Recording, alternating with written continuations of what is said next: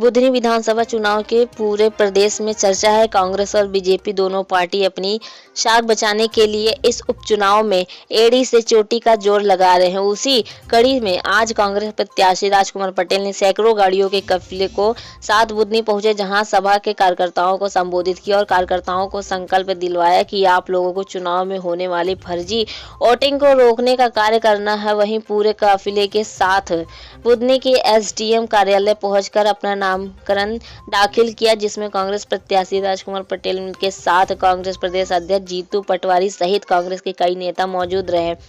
जीतू पटवारी ने मीडिया से चर्चा करते हुए कहा कि बुधनी की सीट पहले से भी कांग्रेस की थी। बीच में जनता के मुख्यमंत्री को वोट दिया था, अब भी बुधनी की सीट वापस कांग्रेस की झोली में आने वाली है।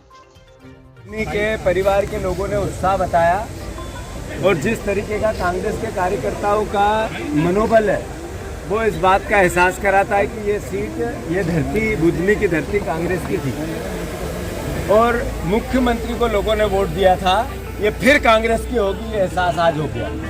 जहाँ तक प्रश्न है, बुधनी की जनता को अवसर मिला इस बात का कि मध्य प्रदेश में भारतीय जनता पार्टी के 10 महीने की जो सरकार थी, वोट मिले थे शिवराज जी के नाम पर। अब वो मुख्यमंत्री तो है नहीं, तो जो वादे किए एक पुरानी हो, तो लगाम लगाने का अवसर मिला है। प्रदेश की सरकार को सूझ सांवल में लाने का अवसर मिला है, बुधनी को सौभाग्य मिला है।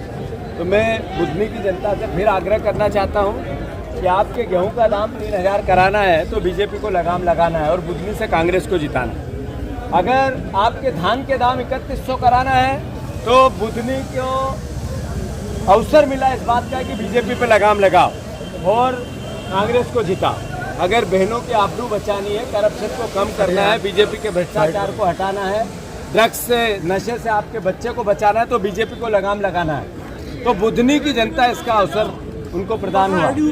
राजकुमार पटेल जी हमारे जो प्रत्याशी सर्वसम्मति के प्रत्याशी हैं और एकजुटता से सब कार्यकर्ताओं ने इनके नाम पर थोड़े नीचे करो, चेहरा नहीं दिख रहा। मैं मानता हूँ उसी का एहसास आज किसी को में भी था, आज की रैली में भी था।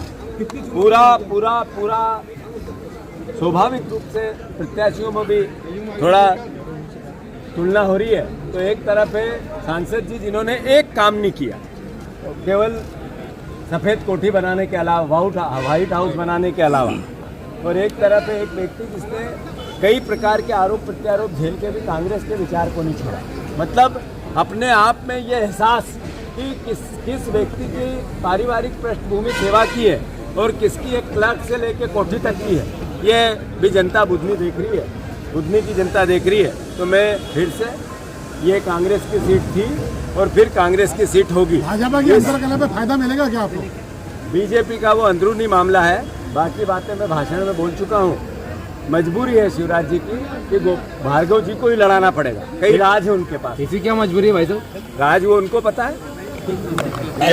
पार्टी ने अवसर दिया है, मेरा भावनात्मक लगाव है। 1985 से मैंने यहाँ के धूल खाई है यहाँ से, तो निश्चित रूप से मेरे लिए तो बहुत ही भाव विभोर का हुआ है। और हर गांव में मेरे कम से कम 2 घर हैं। तो मैं हाईकमान को धन्यवाद देना चाहता हूँ, हमारे अध्यक्ष जी को धन्यवाद देना चाहता हूँ कि उन्होंने मेरे ऊपर विश्वास जताया। और केवल एक भरोसा दिलाना चाहता हूँ कि समय बहुत कम है, लेकिन बुधनी विधानसभा का एक गांव, एक घर ये राजकुमार पटेल कांग्रेस को जिताने के लिए छोड़ने वाला नहीं। 2004 का बाई इलेक्शन और 2024 का बाई इलेक्शन में कितना अंतर दिख रहा है सर? देखिए, उपचुनाव की बात मत करिए, उपचुनाव की बात करेंगे तो फिर लंबा इतिहास निकल आएगा। पटवा जी की सरकार थी 1992 में, तब भी मैं लड़ा था। पटवा जी की सरकार ने मुझे टेबल पर हराया था 300 वोटों से। शिवराज जी से 2006 में लड़ा तो चुनाव को 15 दिन बढ़ा दिया, नहीं तो वो अंतर भी 5000 से ज़्यादा का नहीं होने देते, भले वो मुख्यमंत्री बन के लड़ रहे थे। लेकिन समय का चक्र है, तब वो मुख्यमंत्री थे, अब जब वो सत्ता लेकर आए तो वो मुख्यमंत्री। कितनी जीत का अंतर रहेगा? आपकी जीत का अंतर कितना रहेगा लगभग? देखो, मेरे लिए जीत मायने रखती है, जीत होना चाहिए।